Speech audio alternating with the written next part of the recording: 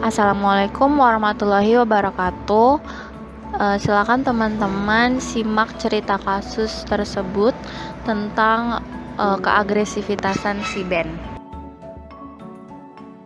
Jadi inti dari prinsip hukuman ini adalah pemberian konsekuensi yang diberikan secara langsung setelah perilaku yang tidak diharapkan muncul.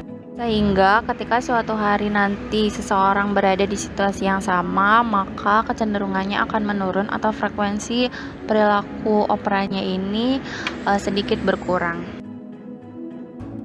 Jadi makna hukuman bagi pemodifikasi perilaku ini, hukuman bukan lagi sanksi moral ataupun ganti rugi, melainkan hukuman tersebut adalah konsekuensi yang langsung diberikan setelah perilaku yang tidak diharapkan muncul.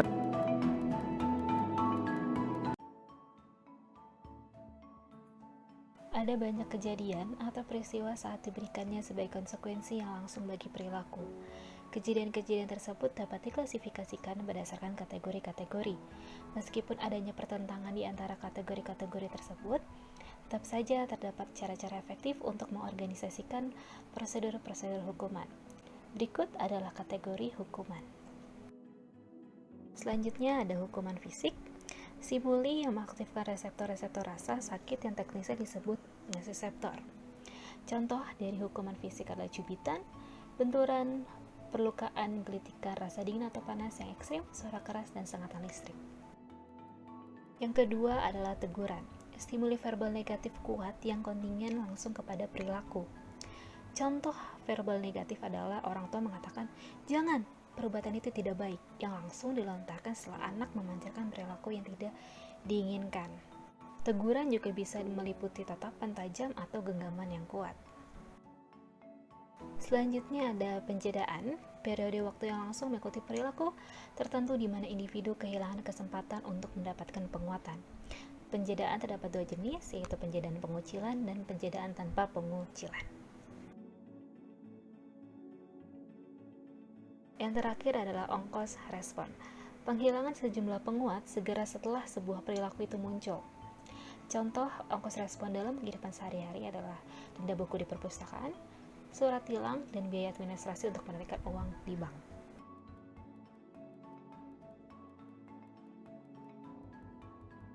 Faktor pertama yang mempengaruhi efektivitas penghukuman adalah meningkatkan pemberian sejumlah respon alternatif guna menurunkan respon yang tidak diinginkan. Kemudian yang kedua adalah memperhatikan faktor-faktor penyebab perilaku yang tidak diinginkan guna memunculkan perilaku yang diinginkan tanpa kita harus melakukan pemberian hukuman sama sekali. Dan yang ketiga adalah stimulus penghukum atau pemberian lebih dari satu stimulus penghukum secara bersamaan. Yang keempat adalah anteseden bagi penghukuman, di mana kedua istilah ini sama-sama berfungsi untuk menghilangkan perilaku yang tidak diinginkan, namun penyebab dari perubahannya akan berbeda total di antara kedua istilah ini. Yang kelima adalah seputar pemberian hukuman, bahwa pemberian hukuman seharusnya diberikan segera, kemudian pemberian hukuman harus diberikan mengikuti setiap kemunculan perilaku yang tak diinginkan, dan pemberian hukuman juga tidak seharusnya dipasangkan dengan penguatan positif, dan terakhir, siapapun yang melakukan pemberian hukuman harus tetap tenang saat melakukannya.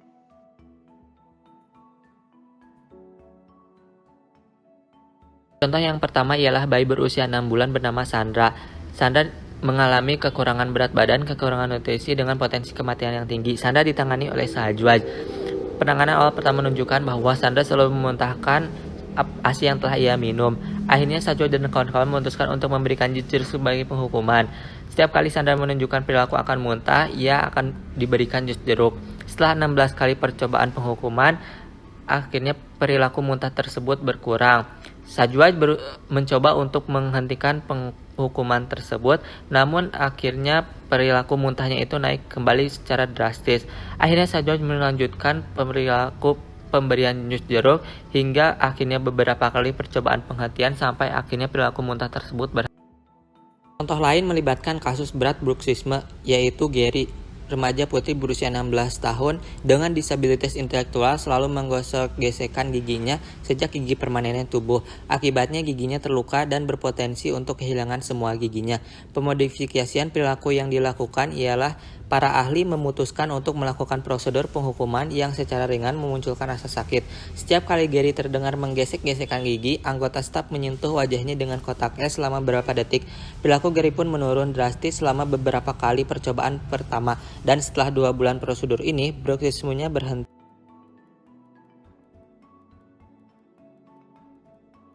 Pertama, perilaku agresif. Hukuman yang khususnya fisik cenderung memunculkan perilaku agresif. Kedua, perilaku emosional. Hukuman yang khususnya fisik dapat menghasilkan efek samping emosi yang tidak diinginkan. Ketiga, perilaku lari dan menghindar. 4. Tidak ada perilaku baru. Hukuman tidak pernah membentuk perilaku baru apapun. Ia hanya menekan perilaku lama. 5. Pemodelan hukuman. Anak-anak yang sering sekali meniru perilaku orang dewasa. 6. Penggunaan berlebihan hukuman.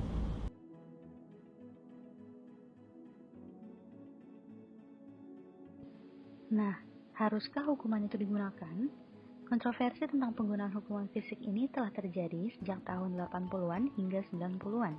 Terpecahlah 2 pandangan bertentangan, yaitu pandangan hak akan penanganan efektif dan pandangan bebas dari perlukaan.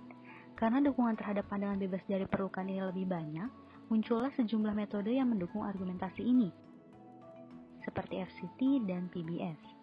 Lalu, bagaimana dong? Boleh nggak sih menggunakan hukuman? Dalam buku modifikasi perilaku, Martin dan Peer menyarankan perancangan program penghukuman boleh dipertimbangkan hanya ketika menghadapi 6 kondisi ini. Hukuman yang dimaksudkan pun ialah berupa teguran, cost response atau penjedaan yang segera mengikuti perilaku bermasalah. Saya Deniza Rahmaswari dan saya akan menjelaskan mengenai jurang-jurang penghukuman. Masuk ke keliruan yang pertama, yaitu kritik dan ejekan dan juga penggunaan kata tetapi. Pada kritik dan ejekan ini, jika kritik dan ejekannya tidak tepat, dapat menghancurkan kesempatan individu untuk mengembangkan perilaku yang tepat lewat pembentukan. Individu jadi terlihat lemah dan menyerah untuk mengembangkan perilaku tersebut. Lebih buruknya, individu akan mengembangkan perilaku escaping dan avoiding. Masuk ke keliruan yang kedua, di mana ada seorang anak yang menampilkan perilaku tidak diinginkan, lalu seorang dewasa menegurnya. Sang anak mungkin akan berhenti melakukan hal tersebut. Namun, tujuan dari sang anak berhenti adalah karena sudah mendapatkan perhatian orang dewasa tersebut. Dia akan menampilkan perbuatannya tersebut di kemudian hari demi mendapatkan perhatian orang dewasa lagi. Jika seperti itu, teguran yang paling efektif adalah jika didukung secara konsisten oleh penghukum lain sehingga penyebab perilaku bisa diminimkan. Berikutnya, panduan-panduan pengaplikasian hukuman yang efektif. Terdapat 7 aturan. Pertama, pengambilan data. Kedua, menyeleksi respon. Ketiga, memaksimalkan kondisi-kondisi bagi respon alternatif yang diinginkan. Yang keempat, minimkan sebab-musabab respon yang akan dihukum. 5. Menyeleksi penghukum yang efektif. 6. Sajikan SDP dengan jelas. Dan terakhir, berikan hukuman. Setelah kita ketahui bersama-sama tentang hukuman, inti dari sebuah hukuman hakikatnya adalah memberikan penguatan pada perilaku. Di antaranya, memberikan stimulus yang tidak disukai atau hukuman, lalu juga mengurangi perilaku yang tidak diharapkan dan menghilangkan stimulus yang diinginkan.